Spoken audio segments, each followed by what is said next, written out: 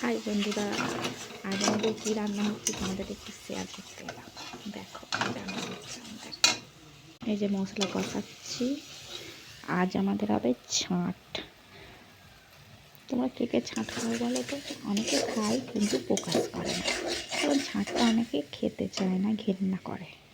কিন্তু আমরা খাই। আমার আবার মাংসের থেকে ছাঁটই বেশি ভালো লাগে। মশলাটা কষিয়ে এবার ছাঁটটা ঢেলে দেবো। ভালো করে ধুয়ে মুছে পরিষ্কার করে নিয়েছি।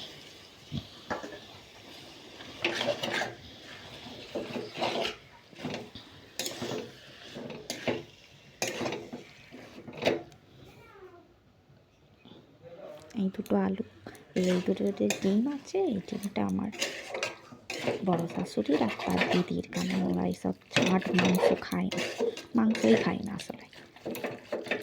আচ্ছা, কষিয়ে নিই, তারপর আবার তোমার